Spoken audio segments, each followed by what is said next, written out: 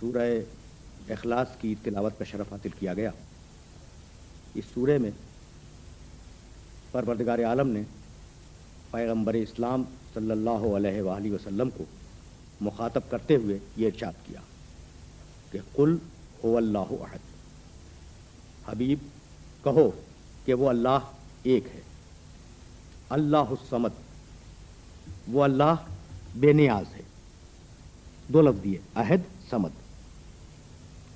لم یلد، اس نے کسی کو پیدا نہیں کیا، ولم یولد، وہ کسی سے پیدا نہیں ہوا، ولم یکن لہ کفوا احد، اور دنیا میں کوئی اس کا شریک، صحیب اور ہمسر نہیں ہے۔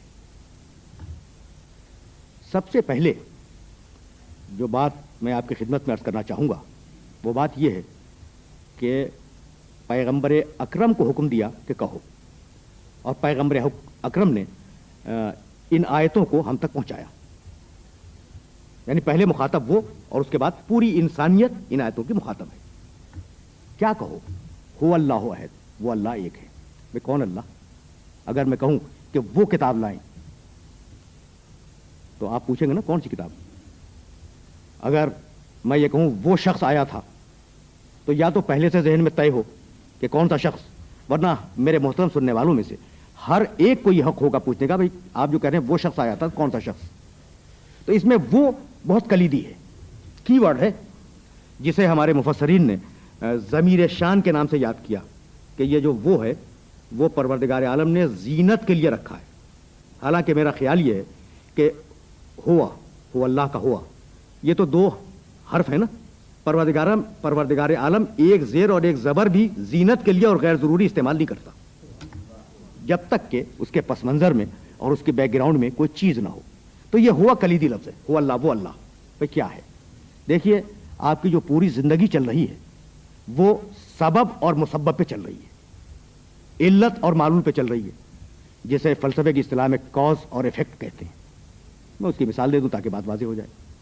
یہ میز یہاں رکھی ہوئی ہے، میرے محترم سامعین کے سامنے فقط میز ہے، اس کا بنانے والا یہاں نہیں ہے، لیکن کیا کوئی محترم سننے والا یہ کہہ سکتا ہے کہ یہ میز خود بخود وجود میں آئی، اس کا بنانے والا کوئی نہیں ہے چونکہ موجود نہیں ہے؟ نہیں، یہ ہے اثر۔ عقل کہتی ہے کہ اگر کوئی اثر ہے تو اس کا کوئی مؤثر بھی ہوگا، اگر کوئی مسبب ہے تو اس کا کوئی سبب بھی ہوگا، اگر کوئی معلول ہے تو اس کی کوئی علت ہوگی، اگر کوئی ایفیکٹ ہے تو اس کا کوئی کاز ہوگا۔ یہ فطرت ہے۔ آپ نے دیوار کے پیچھے سے دھواں اٹھتا ہوا دیکھا، آگ نہیں دیکھی آپ نے، لیکن آپ کو یقین ہے اس بات کا کہ چونکہ دھواں ہے تو یقیناً کہیں نہ کہیں آگ ہوگی۔ دھواں اثر ہے، آگ اس کی مؤثر ہے۔ تو اثر سے مؤثر تک جانا یہ انسان کی فطرت ہے، اور اس فطرت سے انسان انکار نہیں کر سکتا۔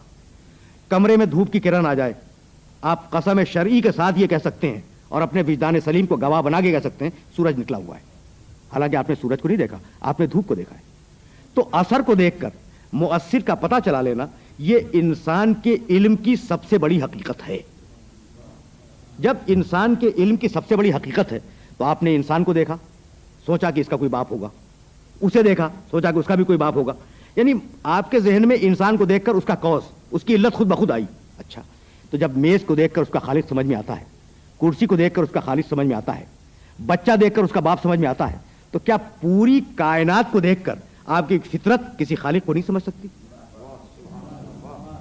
اس پوری کائنات کو دیکھ کر کیا آپ کی فطرت یہ نہیں سمجھ سکتی کہ جب ایک چھوٹی سے چھوٹی شے بغیر کسی خالق کے عدم سے وجود میں نہیں آ سکتی تو یہ اتنی بڑی کائنات بغیر کسی خالق کے عدم سے وجود میں کیسے آ سکتی ہے؟ تو انسان کی فطرت ہے، انسان کی فطرت ہے کہ وہ اثر سے مؤثر کا پتہ چلائے، اثر دیکھے اور سمجھے کہ اس کا کوئی خالق ہے، مخلوق سے خالق کا پتہ چلائے۔ تو کائنات کو دیکھا، اور کائنات کو دیکھنے کے بعد آپ نے یہ طے کیا اپنی فطرت کی بنیاد پر کہ اس کائنات کا کوئی نہ کوئی خالق ہے۔ اس کے لیے نہ نبی کی ضرورت ہے، نہ کتاب کی ضرورت ہے، نہ کسی استاد کی ضرورت ہے، نہ کسی بتلانے والے کی ضرورت ہے۔ یہ انسان کی فطرت میں ہے کہ کوئی اللہ، کوئی خالق ہے، اب اس کا نام کچھ بھی رکھ لیں آپ، میں اس کے نام پہ گفتگو نہیں کرنا چاہتا، کوئی اس کائنات کا خالق ہے۔ تو فطرت نے آپ کو بتلایا کہ کوئی اس کائنات کا خالق ہے، طے ہو گئی نا بات؟ اب وہ 1 ہے، 10 ہیں، 500 ہیں، 365 ہے، جیسے خانہ کعبہ کے قریب رکھے ہوئے تھے، ہیں کتنے؟ تو اب یہ تعداد ایک ہے یا ایک سے زیادہ ہے یہ فطرت نہیں بتلا سکتی. یہ وہ بتلا سکتا ہے جو اس کی طرف سے آیا ہو.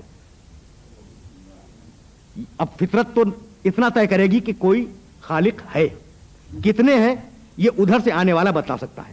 تو یہی فرق ہے کہ فطرت نے بتلا دیا کہ اللہ ہے. اس کے لیے کسی نبی کی اور کسی ہدایت کی ضرورت نہیں ہے نا. فطرت نے بتلا دیا کہ اللہ ہے. اب وہ کتنے ہیں یہ کتاب بتلائے گی، یہ نبی بتلائے گا. اسی لیے اشارہ کیا کہ قل هو اللہ احد، وہ اللہ جو تمہاری فطرت کے اندر موجود ہے وہ ایک ہے، وہ ایک سے زیادہ نہیں ہے. وہ اللہ جو جس کا وجود تمہاری فطرت قبول کرتی ہے، تمہاری فطرت جس کے وجود کو قبول کرتی ہے، وہ اللہ ایک ہے، ایک سے زیادہ نہیں ہے. کتاب نے بتلایا، نبی نے بتلایا. اچھا ایک ہے نہیں، واحد کے معنی ہے ایک، احد کے معنی ایک نہیں، احد کے معنی اکیلا. اب واحد میں اور احد میں فرق کیا ہے؟ دیکھیے ایک کاغذ کا ورق لے لیں، ایک ورق، اسے پھاڑ دیں وہ 2 ہو جائے گا، 4 ٹکڑے کر دیں 4 ہو جائے گا، اس کے 50 ٹکڑے کر دیں 50 ہو جائے گا. تھا ایک ہی نا. تو ایک اسے کہتے ہیں جس کے بہت سے ٹکڑے ہو سکیں. یعنی ایک وہ جو 2 ہو سکے، اور ایک وہ جو آدھا ہو سکے، اور اکیلا وہ جو نہ 2 ہو سکے نہ آدھا ہو سکے. تو پروردگار عالم ایک نہیں ہے، اکیلا ہے. اچھا اب ظاہر ہے کہ میرے سننے والوں کی عقل میں اور ان کی فکر میں واحد اور احد کا فرق جب آ گیا تو فطری طور پر محترم سننے والوں کے ذہن میں یہ سوال پیدا ہوگا کہ بھائی اگر وہ ایک ہے تو کیا فقط کہی ہوئی بات مان لی جائے، یا کوئی عقلی دلیل، جیسے میں نے کاز اور ایفیکٹ کی عقلی دلیل دی تھی، کوئی عقلی دلیل موجود ہے اس کے ایک ہونے پر؟ تو عزیزان محترم، دین اسلام کا کمال ہی یہ ہے کہ اس کے سارے عقائد جس طریقے سے کتاب کی بنیاد پر مستحکم ہے اسی طریقے سے عقل اور منطق کی بنیاد پر بھی مستحکم ہے. فرض کر لیں، دیکھیے عہد کو ذہن میں رکھیے گا، عہد وہ جس کے جز نہ ہو سکیں، عہد اکیلا اسے کہتے ہیں جس کے جز نہ ہو سکیں. فرض کر لیں ہم تھوڑی دیر کے لیے کہ خدا 2 ہیں. اچھا صاحب مجھے اجازت دے کہ میں سوال کروں، بھائی آپ 2 انسان اگر آمنے سامنے کھڑے ہوں تو آپ میں امتیاز کیا ہے اور اشتراک کیا ہے؟ اشتراک یہ کہ دونوں انسان ہیں، دونوں کے 2 آنکھیں ہیں، دونوں کے 2 کان ہیں، دونوں کے 2 ہاتھ ہیں، دونوں کے 2 پاؤں ہیں. یہ مشترک چیزیں ہیں نا. امتیاز کیا ہے؟ شکل کا امتیاز، لہجہ الگ الگ ہوگا، سوچنے کا انداز الگ ہوگا، خاندان الگ ہوگا. تو ہر انسان میں 2 چیزیں ہوں گی، ایک مشترک اور ایک الگ کرنے والی. یہ بات تو میں سمجھتا ہوں کہ واضح ہو گئی. اب یہ 2 انگلیاں ہیں، اب 2 کس بنیاد پہ ہیں؟ یہ ایک کیوں نہیں ہے؟ اس لیے کہ ایک چھوٹی ہے اور ایک بڑی ہے. انگلی ہونے میں دونوں مشترک ہیں لیکن ایک چھوٹی ہے اور ایک بڑی ہے. اب فرق ہو گیا نا. تو ہر 2 چیزیں، ہر وہ شے جو 2 کی تعداد میں ہو یعنی ایک سے زیادہ ہو، اس میں ایک چیز ہوگی مشترک اور ایک چیز ہوگی الگ. اس بات کو ذہن نشین فرما لیں تاکہ مجھے آگے گفتگو کرنے کی سبیل مل جائے. اچھا اب فرض کرتے ہیں کہ خدا 2 ہیں، تو اب دونوں میں مشترک چیز تو کوئی ہوگی نا، وہ ہے ان کی خدائی. اور دونوں کو الگ کرنے والی بھی کوئی چیز ہوگی، جو ایک دوسرے سے الگ اور ممیز ہو رہے ہیں تو الگ کرنے والی بھی کوئی شے ہوگی. تو ہر خدا مرکب ہو گیا ایک مشترک سے اور ایک مختلف سے.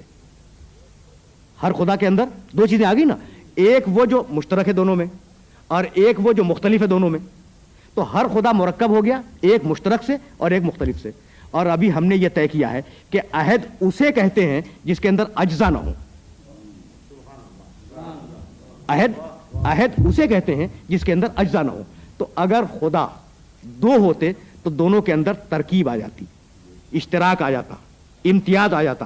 اور جس ذات میں ترکیب آ جائے، اشتراک آ جائے، امتیاز آ جائے، پہچاننے کی صفتیں الگ الگ پیدا ہو جائے، وہ شے مخلوق تو ہو سکتی ہے، خالق نہیں ہو سکتی.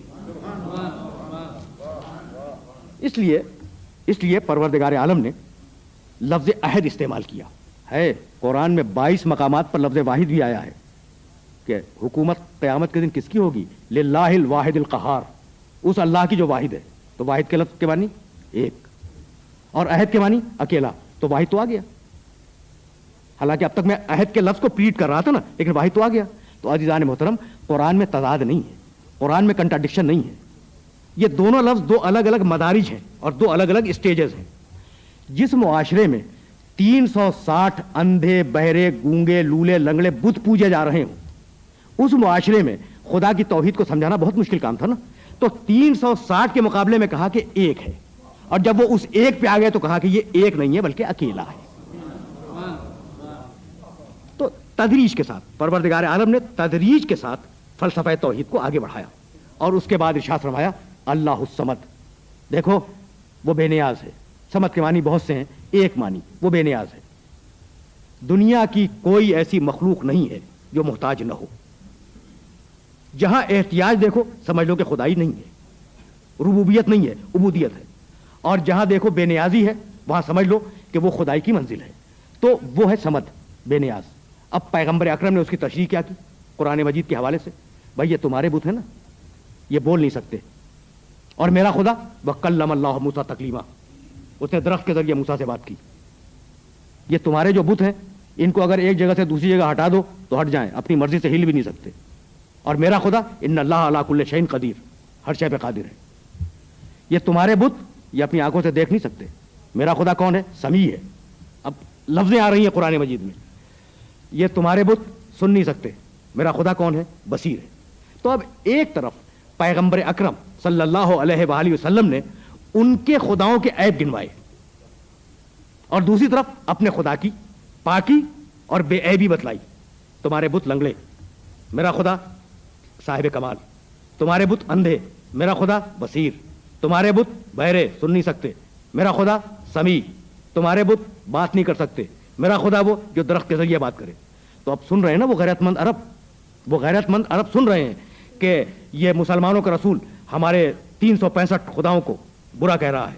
کہہ سکتے تھے الٹ کے مشرکین مکہ یہ کہہ سکتے تھے کہ رسول تم نے ہمارے خداؤں میں عیب نکال دیے، چونکہ ہمارے خدا تمہارے سامنے ہیں، اب تم اپنے خدا کو ہمارے سامنے لے کے آؤ.